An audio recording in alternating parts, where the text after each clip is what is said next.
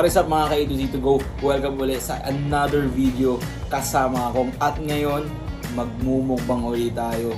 At nakikita nyo ba nasa harapan ko? New seller alert guys, Mr. Pastil.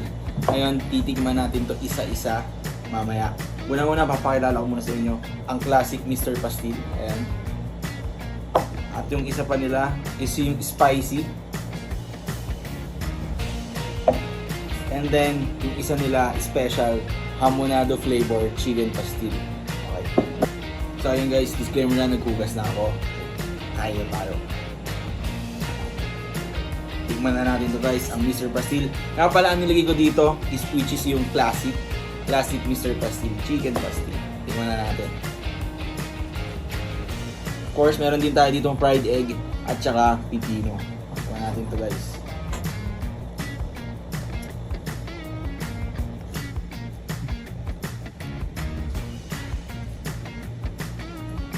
Grabe.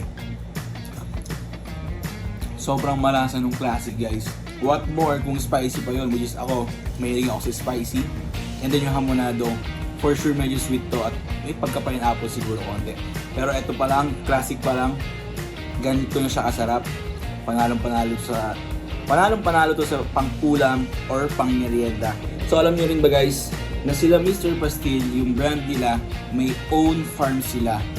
So alam na alam natin at makasisigurado kayo at kami na sobrang fresh, sobrang linis at quality yung chicken na ginagamit dito.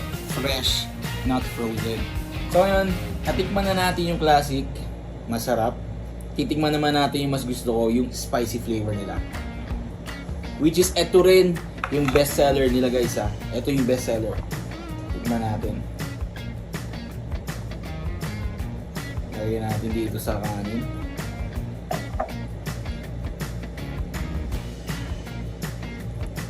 Yan, kuha tayo ng isang pipino guys.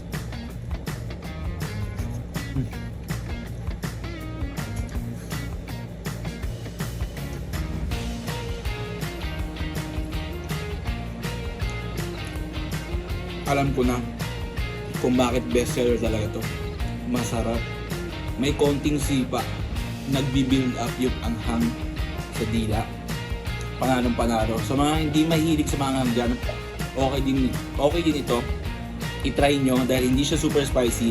Spot on lang siya. Okay, tikman naman natin tong isa. Yung kanilang special na chicken pastil Hamonado. Yan guys. Natin dito. Okay, lagyan sa kanin.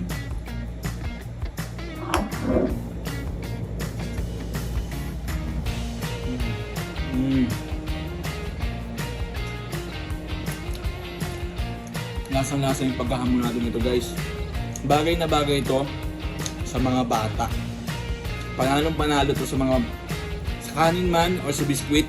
Goods na goods to. And guys, ito pala ang tatlo na to is available na sa a2z2go.com.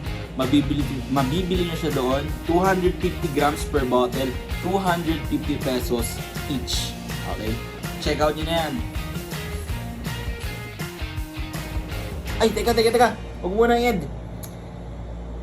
Parang merong babagay pa dito sa chicken pastil ng Mr. Pastil. Eto guys siguro. Eto nga. Ang how pickled radish. Eto guys, kumuha na ako. Tikman natin with Mr. Pastil. Okay. Tignan natin. Eto. May konting carrots pa siya. Then ito yung spicy. Tignan natin sa kanin.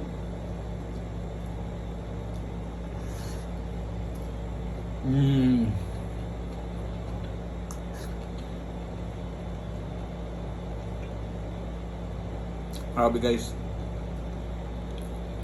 Yung flavor nung spicy chicken pastil and then yung sweetness and sourness nung how pickled radish, 100% lethal combination. Grabe. The best yung combination nila, walang biro. Okay. Solid na solid.